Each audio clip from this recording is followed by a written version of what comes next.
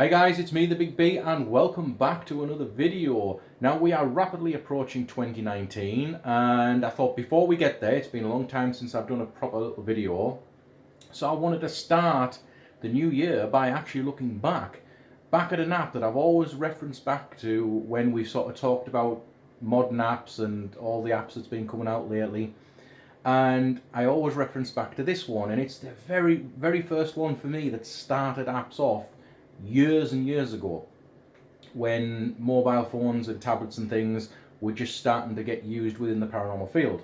And that app is GhostRadar. Now I actually have a slightly updated version that I'm going to show you, but I just thought, why not, let's give it another run.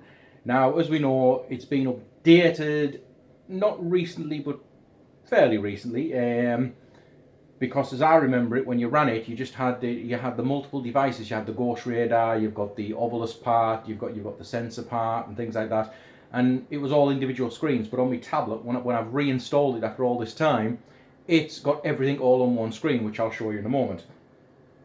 So we're just going to give it a run and see how it performs today.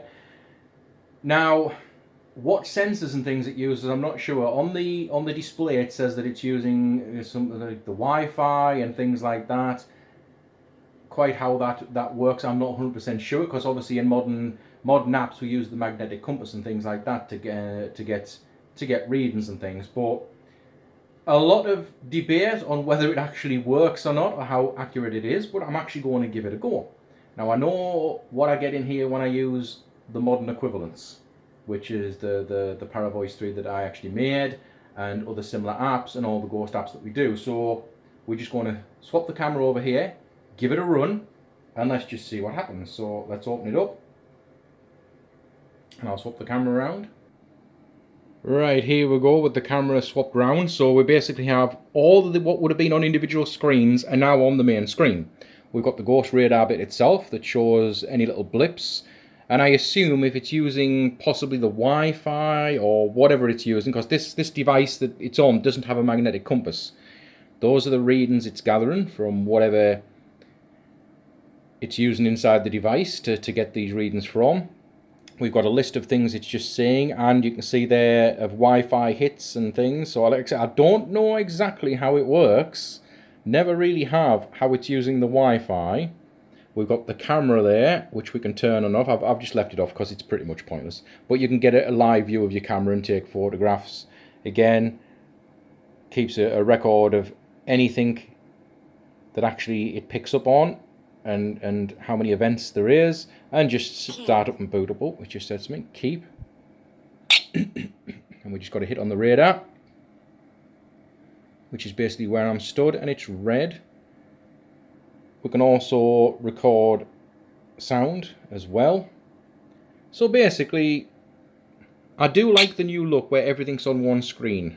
You can actually blow these up to full screen, like the radar and things, but it's quite handy having everything on one screen. And especially when you're making a video like this. So we'll just have a wander. Now I do know where I get quite a bit of activity in this place, so as we go into the passageway and into the main bedroom, we normally get quite a bit of activity. And I do get quite high EMF readings. So, like I said, there's a lot of controversy on whether this is actually reading anything from the sensors or not. I mean, it says it is, and we've got numbers ticking, but whether that means it's actually reading any actual hardware, or how it's using the Wi-Fi to actually get these signals in, I don't know. It's definitely not using a magnetic compass or anything like that, because this doesn't have one. And a lot of the devices when this was first brought out didn't have the magnetic compasses like they do today. There's nothing triggering at the moment. We're getting a little bit of activity on that sensor there. Tells us there we had a big spike on the Wi-Fi, again whatever that means, but nothing coming up on the radar yet. I just remember when I first got this and used it, we thought it was really cool. For nostalgia, it kind of is. As for accuracy and how sort of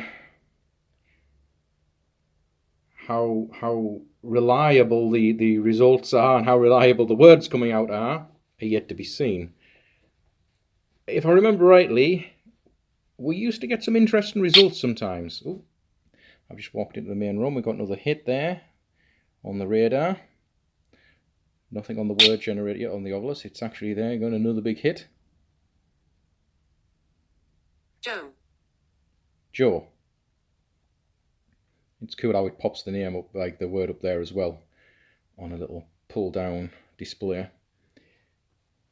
And just in case anyone's wondering, this is GhostRadar Connect. You've got the original GhostRadar. They've made a few versions. Oh, and another hit. So it's interesting that I've come into this room here and we're getting a lot of hits. And I'm going to experiment with that. I'm going to just give it a moment. There's another one. So just stood in the front room. And I'll go back into the other rooms. Foreign. Foreign, okay. Interesting word. I think pretty much all ghost hunters from a few years back, quite a number of years actually, have all tried this in some form or another. Obviously things have progressed. The software we develop now and things uses, you know, all the sensors within the device, as we've shown with the EMF. Your modern phones can detect electromagnetic fields and things, which we use advantage of.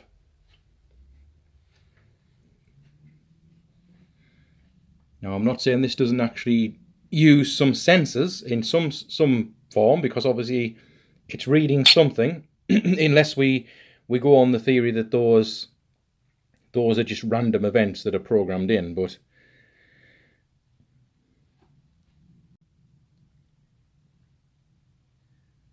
again, I've walked into a different room. Nothing. What I'm going to do, I'm going to try and do this one-handed. I'll switch the camera on. So there you can actually see, that's an interesting view. There you go. You can actually see where I am and what I'm doing as well, even though I've got my phone pointed at the screen. So there seem to be more hits in the room I'm heading to now than any other room. Which again, if this thing's relying on Wi-Fi, would kind of make sense, because this is where the Wi-Fi router is for the entire house, which is just down there.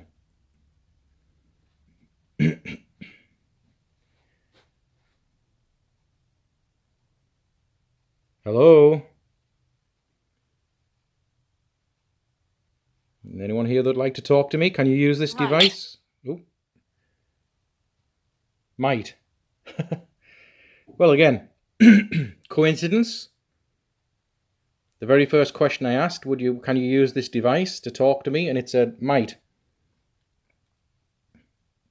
Can you say something else? Can you pull a word out of this device? Can you do that for me? Now, it does have a really large database of words. It's not just a handful. It's a good couple of hundred words in the database. So for it to pick that one word, again, coincidence? Sorry, my throat's still not doing too good.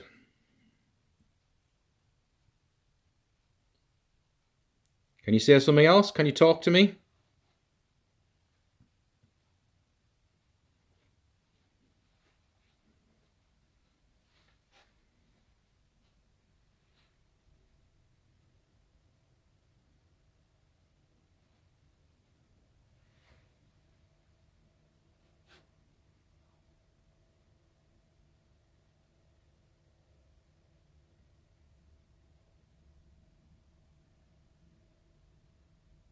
All gone quiet. So I say an interesting little hit, like what seemed like an intelligent response to a question, the very first one I'd asked. But again, what we need is consistent results. That's the thing. Oh, another little hit. Hello?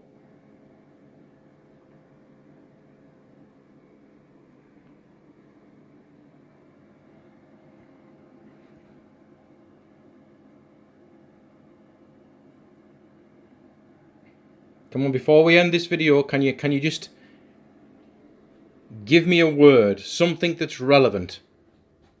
Relevant to what we're doing now, relevant to me, relevant to this building.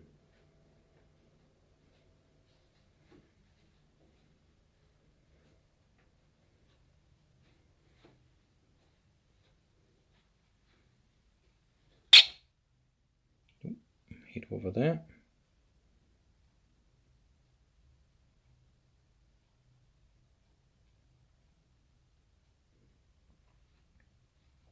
We've also got a sensitivity button down here, but I always leave it at default. That just speeds the radar basically and speeds up the readings. It's flag.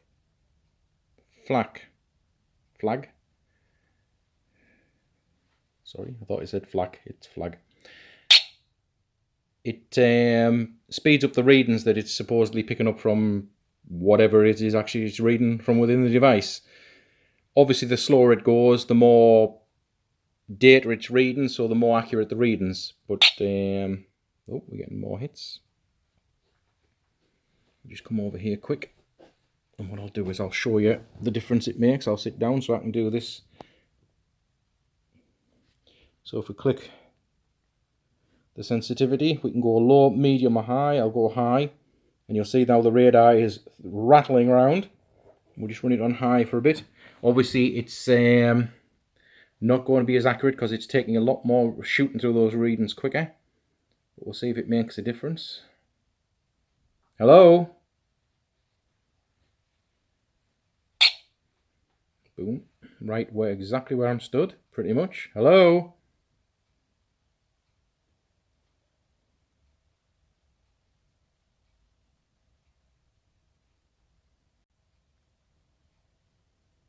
Can you just come forward and talk to me? Just one word, and then we'll stop.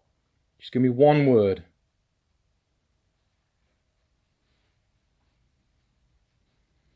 That kind of, I mean, I turned it off at first, but that's a kind of, I suppose, a cool little feature, and it's got a little photograph button there. So neighbour.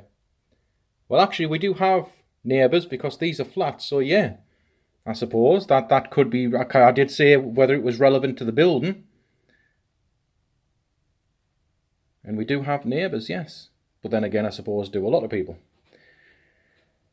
Right, we're going to shut this off soon. Anything else you would like to say before we do? Like I said, guys, I think with the GhostRadar apps, you've got to take them with a little bit of a pinch of salt. Again,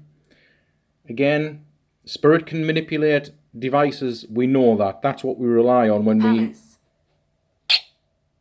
Palace. Well, this place isn't a palace. It's as big as a palace. It's a huge building, but I wouldn't say it's a palace. And again, just like that, you've got to take the things you get with a pinch of salt. I mean, is it reading anything, any data from the device itself, from the Wi-Fi? We know spirits can manipulate electrical devices and can manipulate these devices to pull words. That's, you know, the theory reverse ITC. Obviously, with the app that I developed, the Paravoice, it actually, you know, the spirit has to manipulate the electromagnetic field around the device to be able to actually pull a word out as well. We use those things. So again, could they be doing a very similar thing with this? Even though it's not reading any EMF as such, it still is a device that can be manipulated by energy. So I might do a little, you know, a few more experiments just to see how you know, accurate it's going to be in more haunted locations. Just, you know, give it a run every now and again while we're running the other equipment. It's not going to hurt. We can just run it and sit it in a corner and just see what it actually picks up on and see what words come out. So there you go, guys, GhostRadar. Now that took me back a little bit. It's been a long time since I've ran that app. I remember in one of the first major investigations we did in the town where I lived, we actually used that extensively because we had nothing else. There was none of these new apps. You see, a lot of the new apps, they use the magnetic compasses, the accelerometers and things like that. We use everything at our disposal. But back then, you know, your mobile phones, your devices were a little bit more simple than what they are today. Is GhostRadar using the Wi-Fi somehow, so like interference with the Wi-Fi? Because again, like I said in the bit you saw there, Spirit can manipulate energy, the energy, and Wi-Fi is just energy. So is that what they're using to pull the words out? Who knows?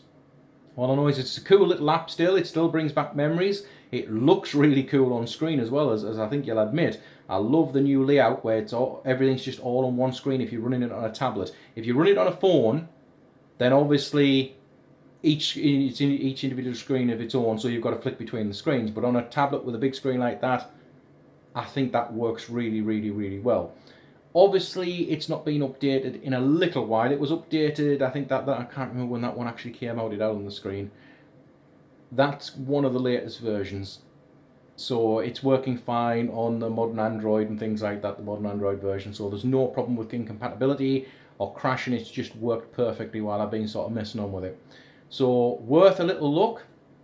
Obviously, it's not a free one. I bought it back in the day many, many moons ago, as I did with a few others. And yeah, I might give it a little bit of a use in the field and just you know, bring it back out of retirement. So thanks for watching, guys. I hope you enjoyed that. A little bit, you know, a little look back at nostalgia, a little look back at how it all started and where we came from. Never forget where you came from, and never forget which apps you know, brought us into this field and into ITC. GhostRadar always got a sort of place in my heart, and got a little soft spot for it, along with a couple of others that I actually used on iPhone. Unfortunately, I can't show you them because I don't have an iPhone. But thanks for watching, guys, and we'll catch you next time.